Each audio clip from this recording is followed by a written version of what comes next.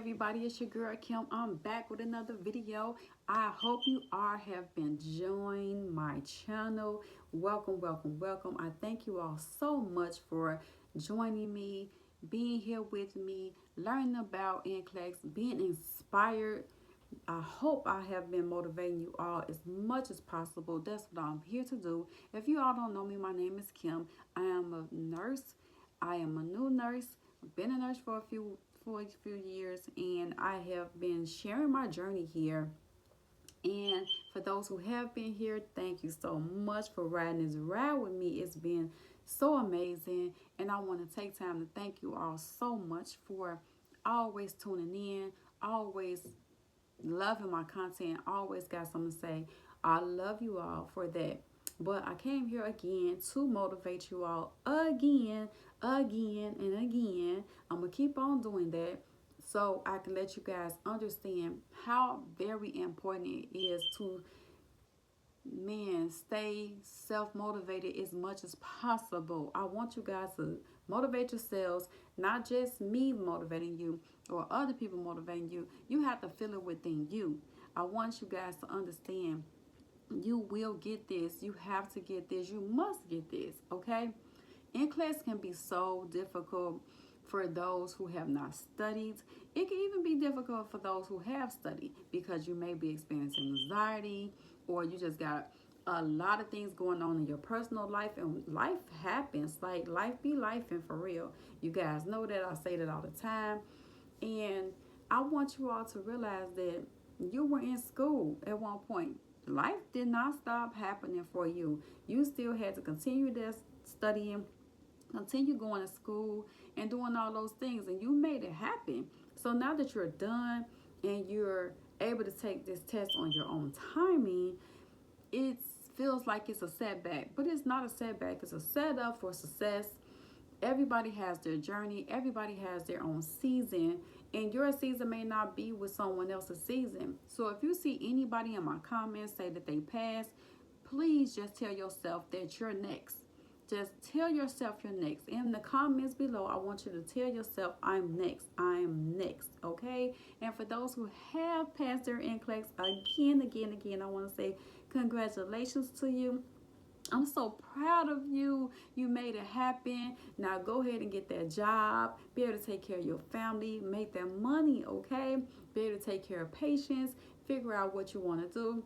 And then for those who have became a nurse, leave in the comments as well. What have you done with your nursing license? Like, what field did you, like, where did you go to work? At a nursing home, a hospital, hospice, things like that, or whatever. Was it a clinical setting? Just tell me, what did you end up doing with your license? Also, too, have anybody decided to become their own, have their own healthcare agency, or what is your plans when you become a nurse? Like, I really want to hear what you all got to say about what you want to do with your nursing license. That will be a joy to me, because it's so many things that I probably wouldn't even thought of that you probably wouldn't even thought of, or you just don't know, and maybe somebody else will hint something, and that'll spark something in you. So just leave a comment about what you're gonna do, and also say too, I'm next, if you haven't got there yet, but you still know your journey. You still know what you want to do when you become that nurse, because you already nurses. You just gotta let the state give you your piece of paper, okay? So at the end of the day, I just want you guys to understand, this is not, it's not easy for some people, but some people it's a breeze. And I just want to let you guys know that. For some people, it is a breeze. They just naturally take tests, and maybe you know the information, you just have test anxiety. Have you ever thought about that? Because I had to learn that when I was in school. It wasn't that I was scared of the test. It was more so that I didn't know the knowledge. I didn't have the knowledge of what I was learning at the time. So it was like I had to really read the content. And then when I learned it, I was like, oh, so I wasn't scared of no test no more. You see what I'm saying? So at the end of the day, it's like, know your content. I tell you that all the time. I tell you all that all the time. Know your content. Love your content. Do what you have to do. You have to read your content. Take it bit by bit, pieces by pieces, pieces by pieces, pieces by pieces, okay? If you got a Saunders book, chop that thing up. You know what I'm saying? If you want to just do farm, or if you just want to tackle all med-surg, just do one thing at a time and just make sure you understand it. While you're in that chapter, what I did, while I was in a chapter, I wrote myself notes out. If it's something I didn't understand, I looked it up. And at the end of the day, it's like it really broke it down to you. So in the Saunders book, it broke it down to you. So you didn't really have to go look anything up. But if you got like a quick facts book or something like that, and they just giving you like the topic of what it is and a snippet of a definition that you just enough that you need to know. But if that's still not enough for you, then go back to Saunders and say, okay, well, let me find out a little bit more about this topic. That way I can understand it better versus I don't know the side effects and things like that or whatever. So Saunders is a broad book, but it's a great book. They're not sponsoring me at all. I'm telling you guys what I use and what helped me, okay?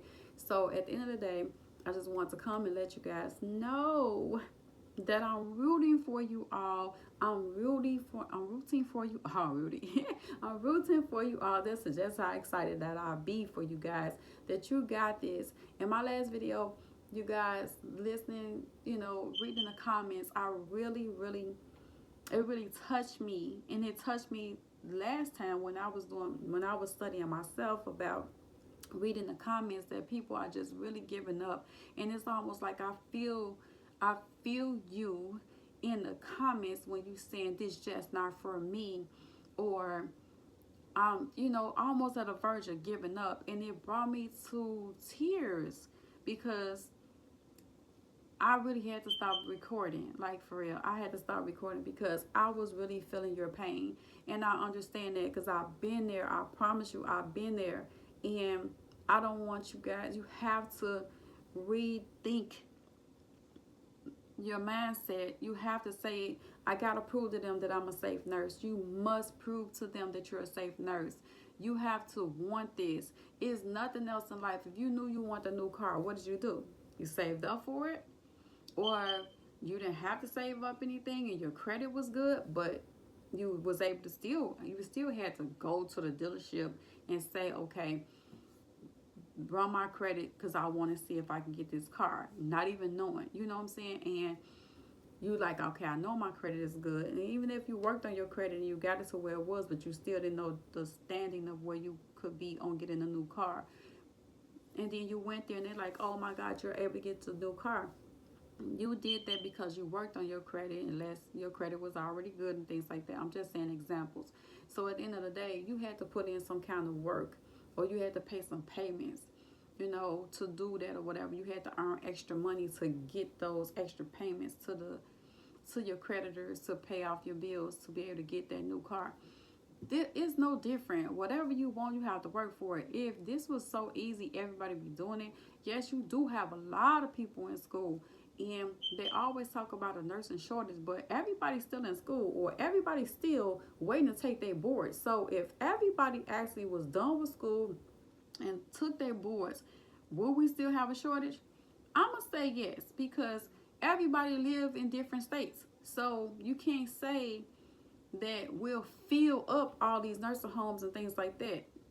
And then you have a lot of people that been nurses for so long, they're retiring. So now here comes the new group that's coming in to take over and do these things or whatever the case may be. So at the end of the day, I just want to let you guys know that we don't have to have a nursing shortage, but you got to get this. We always looking for you. We always need you. And you're going to always have a job. So once you get this, you have a job for life. I've seen so many people already been a retired nurse and came back in the field. They came out of retirement to still come back and work because the money at home wasn't enough. They don't work that many days, just enough. And sometimes they just do it just to do it. So, or they just need something to do or whatever kids may be. And they truly love nursing, but don't let it, when you come in nursing, don't let it burn you out. Don't just try to, you can do what you want to do. I'm telling you now, you can do what you want to do. But You're gonna see the money, and to the point where you might be like, I'm gonna do doubles and triples and flipples. That's on you, but don't burn yourself out soon as you become a nurse. Please do not burn yourself out soon as you become a nurse. When you come out, see what your check gonna be, and see if you can just live your life based off what you got, and then everything else. If you want to do overtime, then let that be extra. Don't go in living your life based on your excuse me, based on your overtime, because that's when we fall short. Because then when they be like, I'm telling you, it's just funny. You can get a job.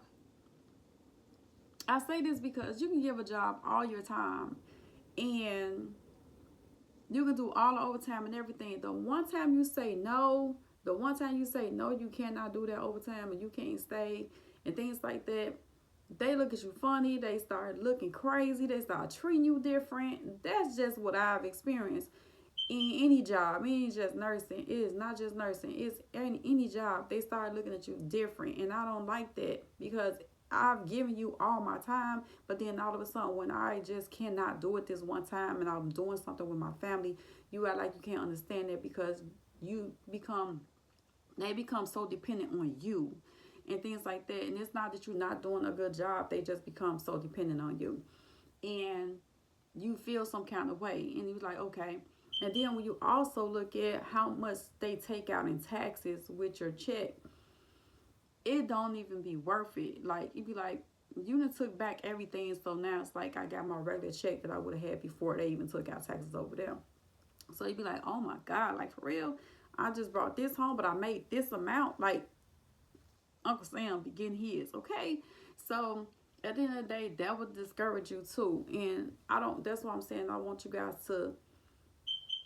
you to live paycheck by paycheck. But if you're doing something else as you're making less of money, and then you get this promotion, that is your extra money already. So at the end of the day, the extra money that you're making, look at that as your overtime that you was making before you got this promotion.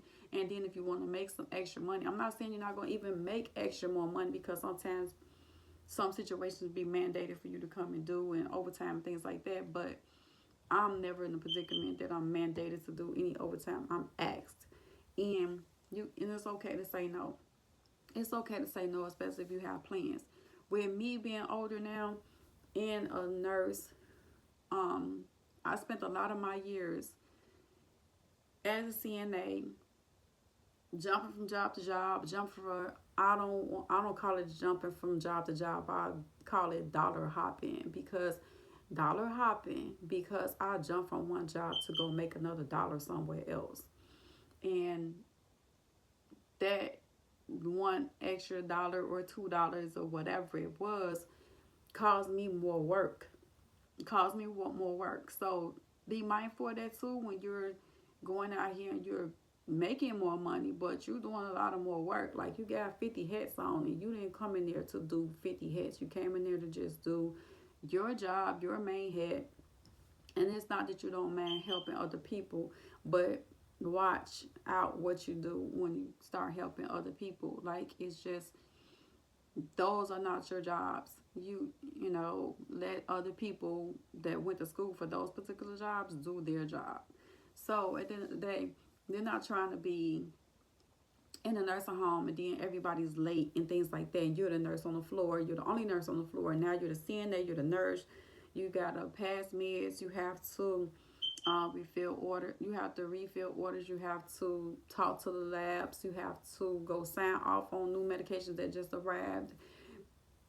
It's quite a bit. I'm not trying to scare you, and I'm not trying to overwhelm you, but I just want you to understand, like, it be times that it's shortages on jobs, or they're late and they're doing their best to try to get people in and things like that. Then you get relief, but you have to go in with a mindset like, okay, what my day gonna be like today?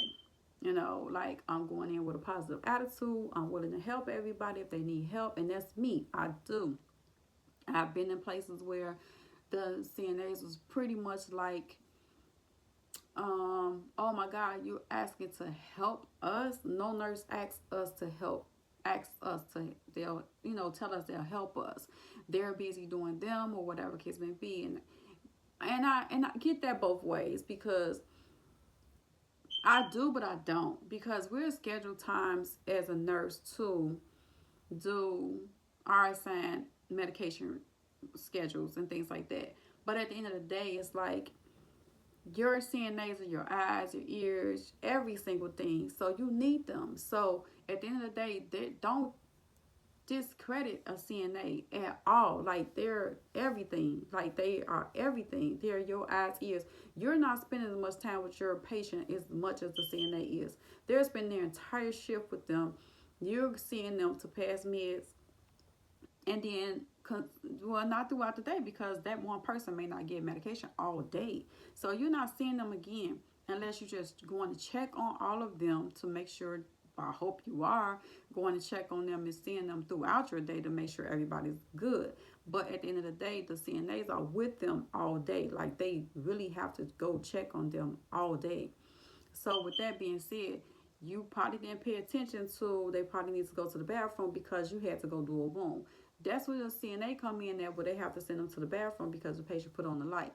But if you're charting, you can log out of your charting if that patient got to go to the bathroom, and go take that patient to the bathroom and come right back to your charting. So it's not that we cannot still help the CNAs. If we put it out there that we're nurses now, so we're not doing the CNA work anymore, we're not helping them because we didn't went to school and we didn't know. That's the wrong attitude. You still go in there as a nurse and you still help out the patient as much as possible. And if that's helping your CNA, that's helping your CNA. Don't just go in there and just say, I'm giving you a med pass, and that's going to be it. And another thing I want to say, please, please, please, please, please, please, please, don't be a mean nurse. Don't be a mean nurse. You want this so bad. Don't be a mean nurse. Please don't be a mean nurse. I'm not telling on anybody, but I'm talking to you all. Don't be a mean nurse. Be nice to your patients. They can be mean. They can be sweet. They can be in between. They don't know no better. They're going through some things that we have no clue what they're feeling inside. We have no clue what they're feeling inside. Your compassion, your patience, your niceness, whatever you want to call it, let that please stand forward. They may tell you, I don't want my medication right now. Okay, I'm just going to mark it off that you did not take it, and I'm going to document that you did not take it. But if you come back to me 2 hours later saying that you're in pain, I'm going to treat your pain. I'm not going to be mean to you and say, you didn't take your medication. You wouldn't even been in pain right now if you took your medication 2 hours ago. Why are you just now telling me this and that and the other case may be? Now you're feeling some kind of way. No, that is not it. That is not it. You'd be like, you know what? I see, Ms. Jones, that you did not want to take your medication earlier in the day when it was assigned to you. I do have PRN pain medication for you. So if you're in pain right now, but I do want you to eat just a little bit of something, because I don't want you to have nothing on your stomach while you take this medication. I want you to have a little bit of something, maybe a cracker right now with some orange juice or whatever you may be feeling or whatever. Have this with this pain medication that I'm going to give you, and then I'll come back and check on you in a few minutes to make sure the medication is effective and see how you're feeling. And if you want more food, I can call down to the kitchen and get you some food if you're ready to eat something, or maybe just a little simple sandwich to put a little bit more on your stomach so this medication can absorb, and then you could feel a little better also too. Or maybe it might not even been the medication. It could have been just something as we positioning the patient, lifting the head, elevating the head of the bed. It could have been anything else. It might not just been just in pain. It could have just been in pain from being stiff and being stuck in one place for a minute. And maybe your CNA went off to lunch and she just didn't get a chance to reposition you yet. But I'm here right now to give you your pain medication and reposition you while I'm here. So that way when my CNA come back, I can let her know, Miss Jones already been repositioned. I gave her some pain medication. She's doing fine. Can you keep an eye on her? But I'm also going to go back again and check on her as well when I to make sure the pain medication is effective, and her pain level has went from a 4 to a 0. Okay, or even down to a 1. I take that. That way, when I do my charting, I can say exactly what happened, and I can say effectively my interventions and my goals for that patient. Okay, so at the end of the day, you don't have to go in and be just mean, because you, for one, you probably don't want to be at work today. For two, you're probably just going through whatever you're going through, and don't bring that stuff to the job. I know we have life issues, and sometimes we may not find out nothing until we're walking in the doors to the job. That right there can carry us throughout our day, pull our energy and things like that. But those people then are there with their own problems. We're walking into their homes. We are guests in their home. Okay? So leave your problems in your car, at the door, at home, or wherever, and deal with it after work. You have 8 hours or 12 hours or 16 hours to get through whatever your shift may be. I personally don't do all those shifts. No, ma'am. No, sir. No. I do my 8 hours. I come home. I want to be with my family. I want to be with my family. Whatever my check be, if I can't get it, I'm not getting it. If I can't pay it with cash, I'm not getting it. I'm just not. It'll wait. It'll wait until I can save up for the things like that. I'm not going to be in a hurry about anything anymore. Nothing like that. I'm not trying to worry about money. I used to worry about bills and this, that, and other, whatever. If you're using this to hurry up and make money to um, pay some bills off and things like that, you got to do what you've been doing, and then just let NCLEX take care of itself, because it will come. Because that's like winning the lottery. Like if you go get a scratch off or something like that, if you're saying I gotta win because I gotta pay this bill, you don't win. You probably get a free ticket, $1, or a free ticket, or something like that. Not in all cases, but I'm just saying, like, let this be what it's gonna be. Study for it, and as it happens, then you can plan whatever you want to, get the job, the dream job that you want to, and go from there. Um, I talk about so many things. I'll be trying to stay on track with. I'm just Everything is all about my nursing journey. Okay, so I be so compassionate about everything that I've experienced. So I'll just be trying to talk to you guys about it all and go from there. So it's not everybody's journey. Some people really have a really good nursing journey, but you're going to go through things. I'm never going to tell you you're going to have all good days. You're not. You're going to have some bad days. You're going to have some good days. You're going to have some sad days because you might have lost your favorite patient, whatever case may be. But at the end of the day, it is a nursing journey, and you can enjoy it. You can be like, some people do, like, go to their car and be crying about some things. Why? Because they probably had a bad day, or um whatever it may be. I'm just, like I said, I'm not just telling you. And then you may say, you know what? I love what I do. I love what I do. Everybody's nice to me. And I've experienced that no matter where I went.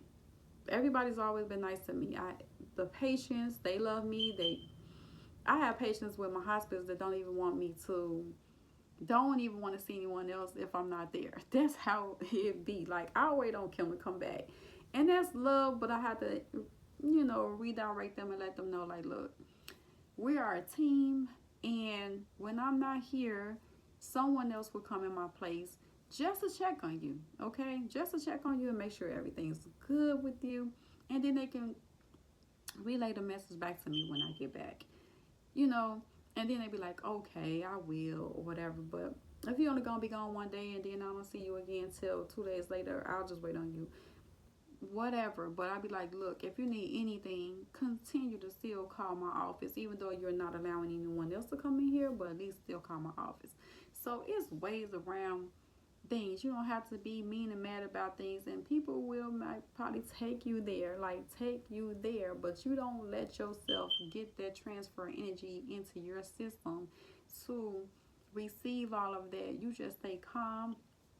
I've had patients' families be so distraught about situations that they're screaming and hollering throughout their home, and I have to listen and take it and listen to them, but I feel their pain and I wait until they're done. And guess what they tell me? After I said what I've said calmly, they've told me, I appreciate you. And I'm like, huh? It's like, I appreciate you. Because with me going off about other things and I'm losing my family member, you remain calm through through my entire event. And by you remaining calm, it calmed me down. And with that being said, I thank you. But that's my story. I love you guys. Have a good day. God bless.